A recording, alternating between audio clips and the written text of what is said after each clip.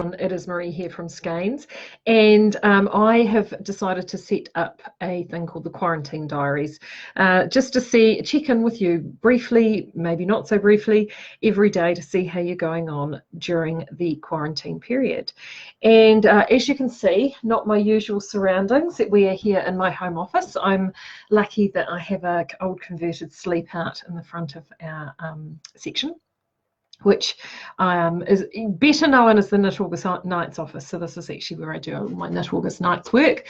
I'm not going to spin the camera around because the rest of the office is a mess, including the Christmas tree that I can't be asked packing down, and boxes of merchandise from Can, and when we have overflow, we actually push everything back, and I've got to put up earbeds in here, and it's a mess. But I have a desk, and I can plug into the internet, and yes, and most importantly, I can hide in here from children and dogs, and get 5 minutes to say hello to you guys. So yes, so that's where we're at, and I have to say, it's been a really crazy couple of days because, as some of you may or may not know, Skeinz actually isn't my full-time job. I share that. My husband and I also have a secondary business as well, business that he works in, as well as our interest in Skeinz. So I have been bouncing around between that business and Skeinz and getting everything pulled together, plus getting things organised for the family for the quarantine period ahead. So it's been pretty crazy busy, and then to get to today, it's all been sort of like so I don't know how you are going at home, but for me it's all been quite surreal, and everything is super quiet. Where we live is on a main highway, and I'm kind of hoping actually on one of the days very soon I'll be able to sit outside, and where we live, actually our back section is right on a state highway, and it's the road that goes to the Napier port. So it's still relatively busy because obviously there's still traffic going to the port, but usually it's really busy. So it's kind of weird, like it's almost like Christmas Day, when, you know, sort of everything goes eerily quiet and wonderful on Christmas Day, and that's what it feels like. It's quite strange, quite interesting. So I thought anyway I'd catch you up on some of the things that I've been getting ready and organised to do while I'm at home. And I have to say, one of the things for me has been some spring cleaning jobs, which I got out of the way this morning. You know how you have that clutter blindness, and you know you have stuff that sits there and you think, I'll get to that, and you never quite do. And so I was dealing with some of that clutter, like what's a good example? But this morning, by the side of the bed, okay, who has got that pile of books, you know, by the side of the bed, you know, the pile that's been sitting there for ever? Sorted all that out, going to figure out, you know, what to do with those and clean all that up, and got rid of just tidied it up. So I did that this morning, and then I had a dig around and did a few other jobs. And one of the things that I discovered when I was on my digging around, and this is yesterday because the cleaning started yesterday, was two things happened. In that corner, that clutter corner that I just told you about, I found the project. I think I mentioned a couple of videos that I had lost a scarf project that I was doing for Louis, and he said to me, Mum, have you finished my scarf? I was like, no, babe, I haven't, but it's nearly there. And I'm thinking, I don't know where I put that. I found it. Yes. That's the good news. The bad news is I don't think I'm going to have enough yarn to finish the scarf while I'm in quarantine, because I remember why I popped it there is because I needed to go and get some more yarn. So it's okay. It's not the end of the world. It can be done once the quarantine is lifted. Not the end of the world, but that's good. The second thing I discovered, was, I cannot believe I found this. So I went in and found this little beauty. Now this is actually wet. I've been blocking it this morning. This is so embarrassing. And my sister-in-law, let's just check. Hopefully she's not watching. Oh, if you are, Jess, I'm really sorry. I started this little cardigan for my niece Coe. Just to put this into perspective, Coe's going to be 3 in August. So it gives you an idea of how long I've had that sitting around. It's in Silver Lining Lumiere, and this is damp, so I need to go and lay this back out. But I couldn't believe it, and I found it, and I went, oh, oops, oops. So, and and this is the thing that frustrated me. I'd almost finished it, and yeah. So anyway, I finished it off and put a little binding on it, and just popped some little thingies on the sleeves. And so Sandra McNair, Yarny Army, this one will probably be coming to you. Sorry, Jess. The things you find. I mean, I think this is going to be crazy. I think honestly, we're going to, all of us in the next month, we're going to get through so many projects. Those UFOs are going to be UF gone. So that's one I didn't even know I had. I did more on my sleeve for my lodge hoodie. And then I kind of got a bit over it. I do have to finish it though, because I'm nearly there. I do have to finish that. And then I got sidetracked.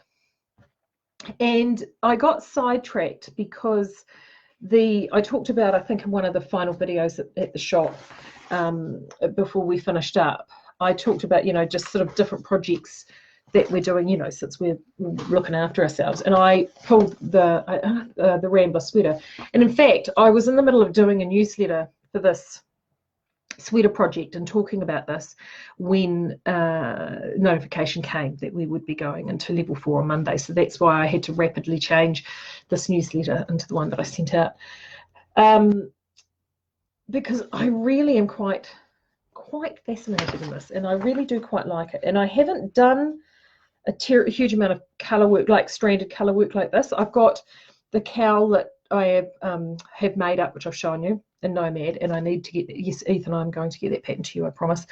And I suddenly thought, this is in a sport weight yarn, and I do have a fondness for sport weight yarns. I really, really do. Particularly because I live here in Hawke's Bay. We tend not to get the really, really cold winters like you do in other parts of the country. So that sort of weight is really, really good for us here and for me.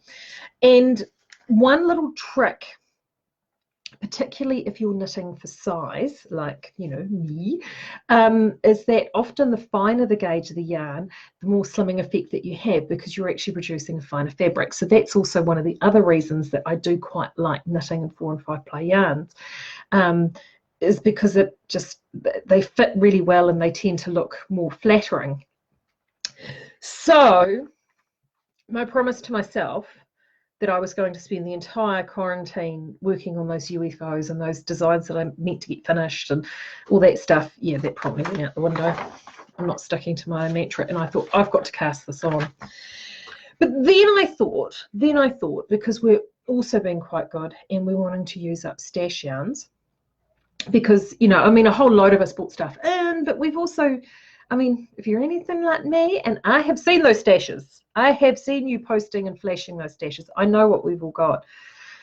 Excuse me. I thought, right, I need to practice what I preach and actually do something out of stash. So I thought, well, I'll take the challenge with this and think, how much of this can I knit from stash? So I dived in, and one of the first things I discovered was Southland charcoal. Very excited about that. And this, I had this left over from the pop prop cardigan. Remember I did that for knit along, I think last summer. Not the one just gone, the one before. And that is, was it even the winter? Anyway, I can't remember.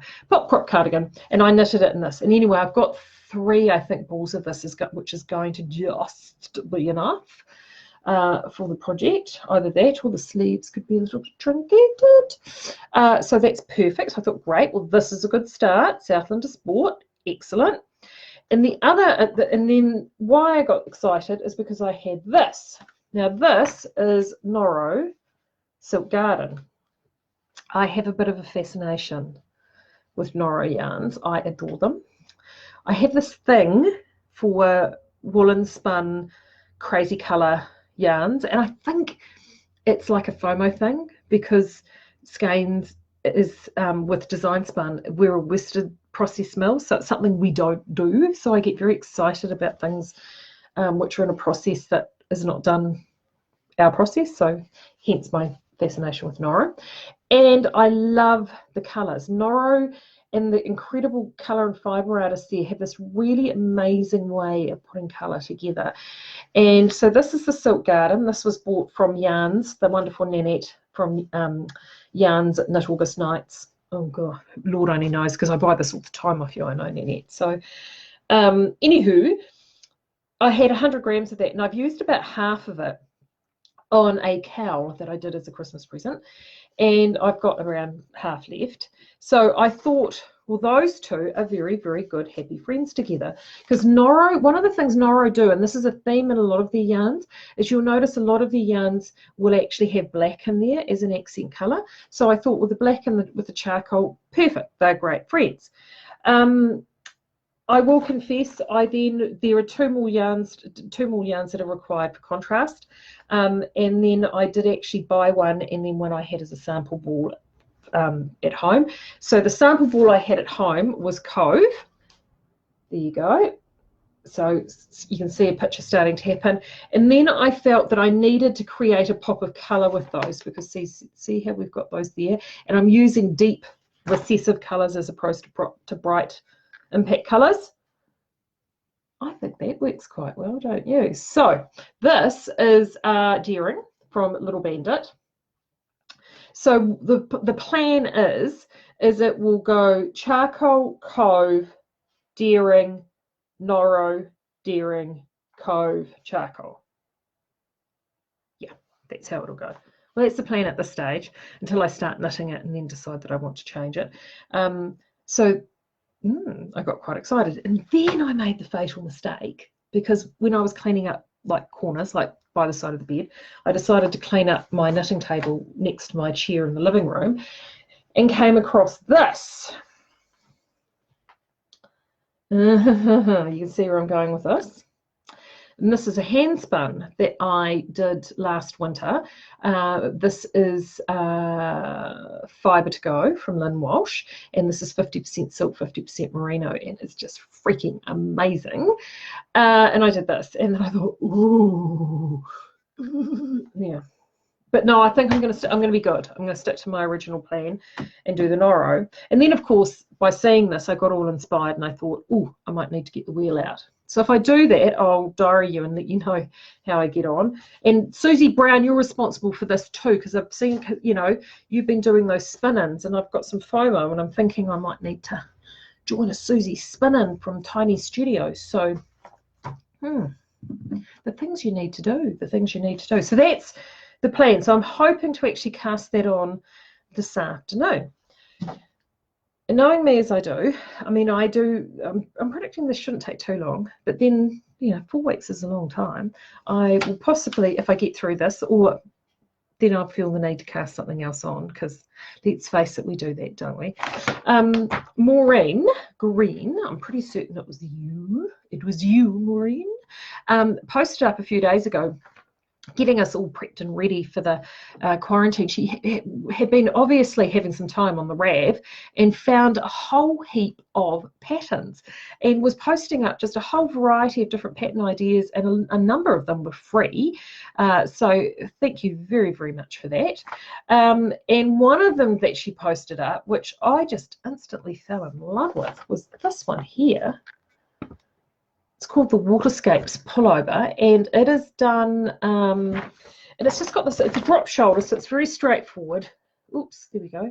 As you can see, it's just done this very sort of simple waterscapey laced pattern, and it is done, excuse me, coughy cough, it is done in a DK.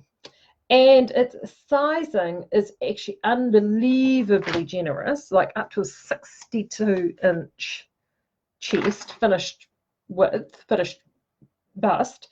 Now, just to give you, I mean, we all know that there's a lot going on here, right? My upper bust measurement here, though, is still only 46 inches. So when it comes to this is, that's extra large in this. Now, my upper bust, maybe 46 inches, but my lower ass, oh yeah, no, she's much more generous than 46 inches. So when it comes to doing this, that's why I do love the top down, is that I can get through the colour work, go through the yoke, fit the girls, And then once I've got them done and head down, I tend not to do bust starts because I'm lazy, but I can then actually start putting some gentle A-line increases from the underarms, because when you go to pick up, once you've divided for your sleeves, you generally pick up around there. It's really, really easy to find your halfway points. And I actually placed the beginning of the round marker, which 9 times out of 10, I haven't checked this one, but it will be under one underarm. And then I put a secondary marker around the second underarm.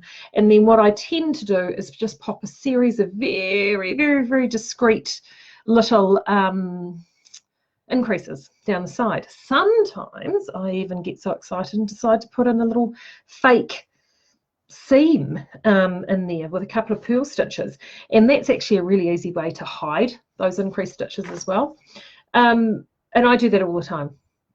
So then that way I can still get a really good fit up here, which is really flattering, and then I can continue to have it go down in an A-line, not grab onto the bits that I want it to grab onto on the way down, and then I can have it just sit nicely, generally for me just sort of below the guts but above the butt cheek, if that makes any sense.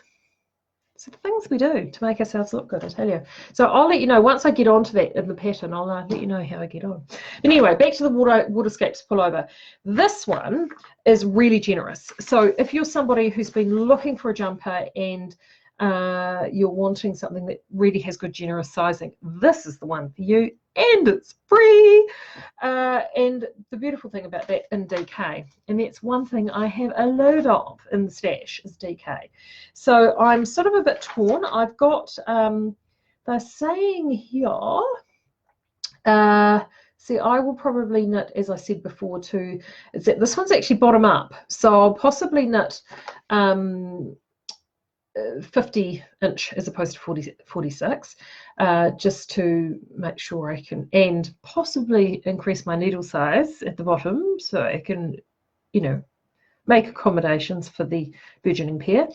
And they're talking here, what are they saying here in terms of meters? We are looking at around, what are we looking at, my friend? We're around 1800 meters. So that's about 18 balls, and I'm pretty certain I have got a couple of bags of yarn floating around of a single colour, which that'll be fun. Quite looking forward to that. I think that would be quite good. I mean, this one is actually quite long. You wouldn't need to do it as long as they've written, but it just looks really lovely and cozy. So thank you for posting those up. If you do come across any really nice wrap suggestions, particularly if you've got a yarn in mind, you know, pop them up with your suggestions, and we might all crack along and join in on you on that. So I think that's all I'm going to ramble about today, because I'm going to try and come to you every day if I can.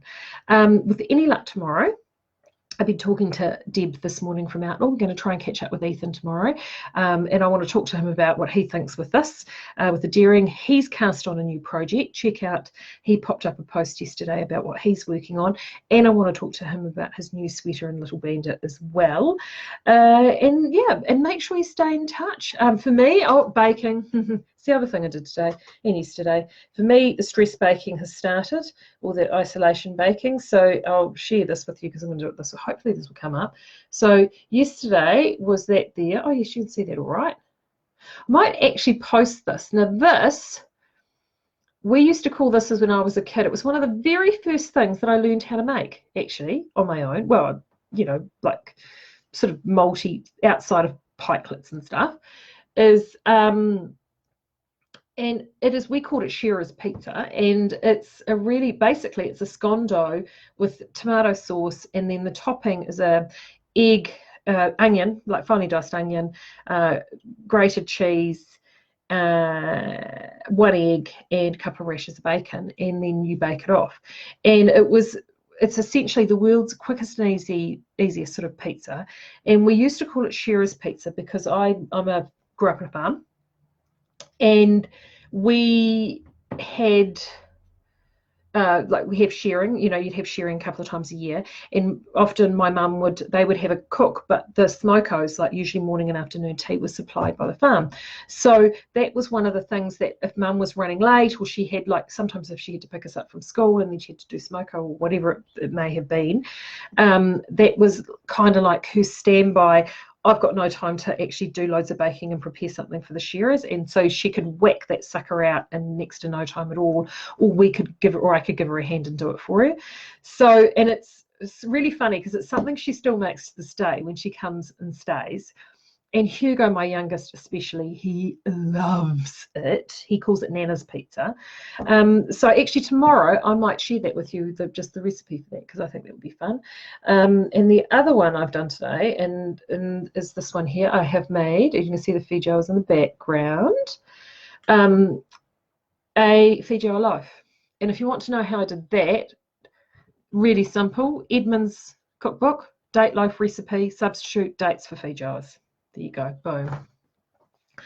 Anyway, in the meantime, have a great day. Thank you everyone that's gone and jumped in. Hi Mel, hi Shani, Bex, and actually loads of locals here today, which is awesome. Good to see you. Jeanette, great to see you too. Yeah, have a good day. Look after yourself. Stay safe. And remember, 2 meters apart. But you can go out and go for a walk. You know, be sensible. Keep your mind and your body healthy. And I hopefully will talk to you tomorrow. See you then. Bye.